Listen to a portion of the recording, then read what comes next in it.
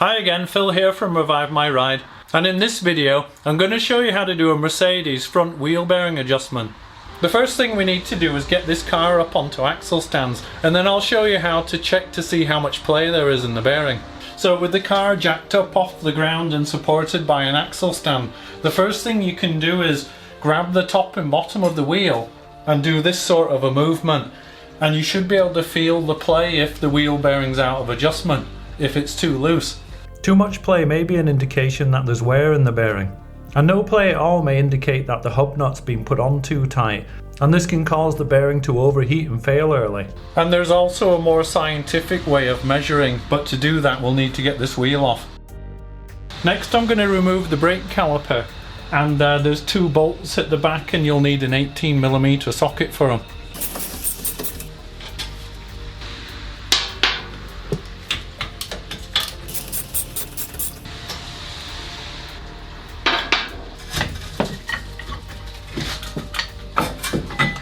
And I'm just going to use some tie wraps to hold this caliper up out of the way.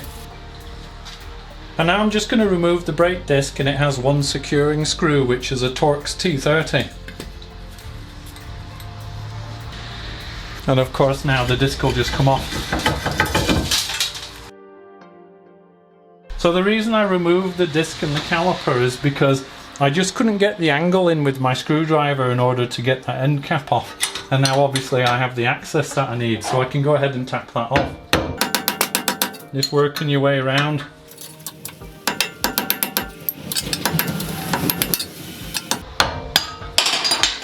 Now there is actually a special pulling tool that you can get round the back of this and pull it off without having to take the disc off, but because I didn't have one, then I had to do it the method that I just showed you. So my car is a W209 CLK, which is really similar to the W203 C-Class. But what you'll find is that the Mercedes wheel bearing adjustment procedure has stayed the same for a long time, because they've used this locking nut arrangement and hub design for quite a long time. So even if you don't have one of the cars I mentioned, then hopefully this video will still help you. So now that we've got that off, we're just going to pop the disc back on again. And the reason for that is that the disc gives us something to grab hold of for checking the play. Also it gives us somewhere to mount a dial indicator, which we're going to use in a minute. So you're going to want this surface to be as flat and representative as possible, so it's worth tightening up that securing screw. And then opposite the securing screw, so in this case at the bottom, in that bottom bolt hole you'll want to put one of your wheel bolts, and you'll have to pack it out quite a bit in order to make it fit. And both of these just need to be hand tight really, so just making sure that that's nice and secure on there. So what I've got here is a dial indicator, also known as a DTI, and they're really good for measuring play, or what's known as run out on a wheel bearing.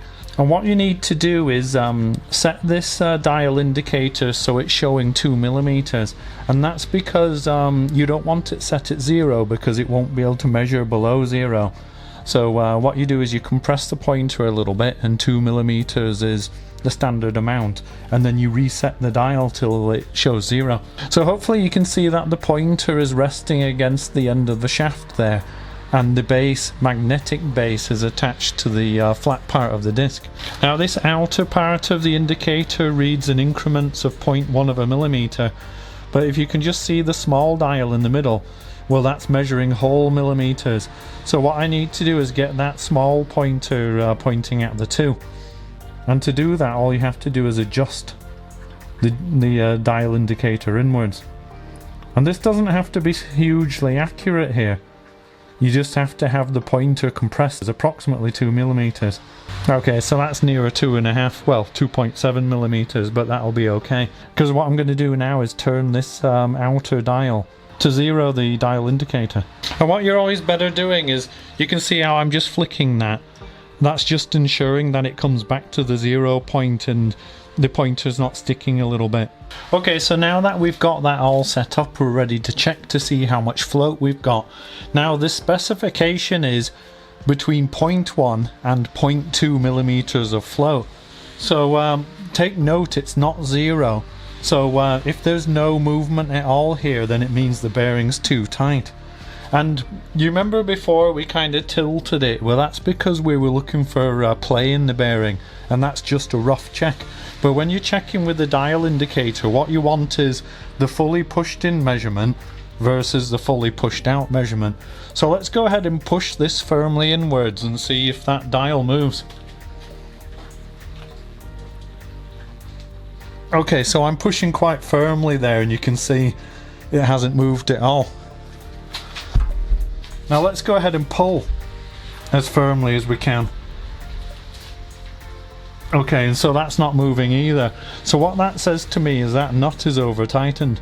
Let's go ahead and loosen off this nut, and to do that you first have to undo this 5mm Allen key bolt, which is effectively the securing clamp bolt.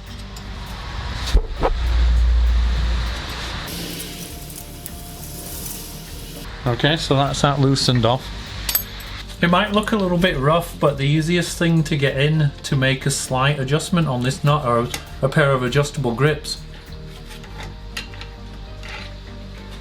Now it's loose, you can just do it by hand quite easily. Now I'm just going to show you what it looks like if there's too much play. So of course I'm going to have to undo that nut a little bit more. So I'll give it another 1/4 of a turn. And now when I do my testing,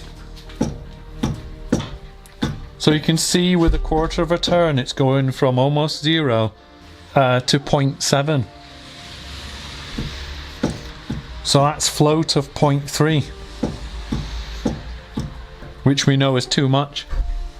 And this is the sort of thing that if you don't have a dial indicator, you can feel. So experienced mechanics, they'll just feel that end float and they'll know it's too much.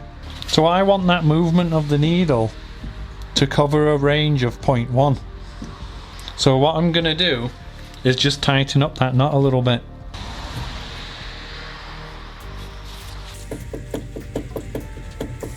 Still too much. Just over the top of the spec. More than I'm comfortable with. So now I've made my adjustments of the position of the nut. From the fully in position to the fully out position, it's 0.1. which is at the bottom of the spec, but remember that bearings wear, so that play will become more over time. Now I'm just going to give you a little bit of guidance of what to do if you don't have a dial indicator, but bear in mind these only cost about £30, which is about $40 US, so it's definitely worth getting one of these because you'll find it useful for other things. And I'll put a link in the description of the video to a few, that you can consider. So what you do if you don't have one of these is you get that nut as tight as you can just using your fingers. And now when you check the in and out movement, there'll be no play at all, and you'll be able to feel this, that there's you've tightened it up as tight as you can by hand and there's no play. And now what you can do is just back off that nut a little bit, and that's got it there. And so if that was a clock, what I've done is an adjustment between 10 o'clock and 12 o'clock. That's how much I moved the nut, and that's given us the 0.1 float. So that's how you'd do it if you didn't have a DTI, and if you're not experienced enough to just feel that slight bit of movement, which you can feel in the disc. And once you're happy with the position of that nut, then you just need to gently tighten up the locking bolt. And you try and do that without disturbing its position.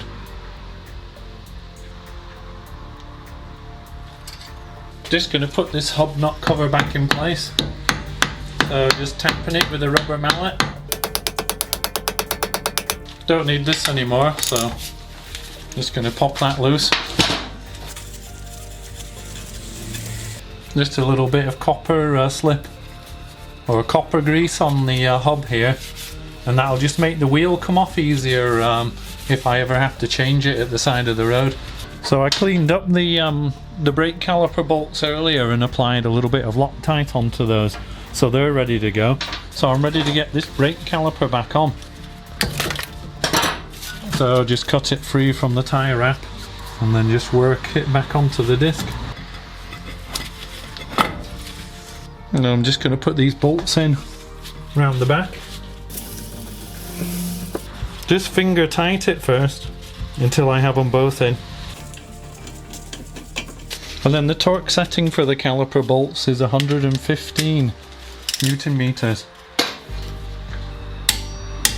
Okay, that's one of them. Okay.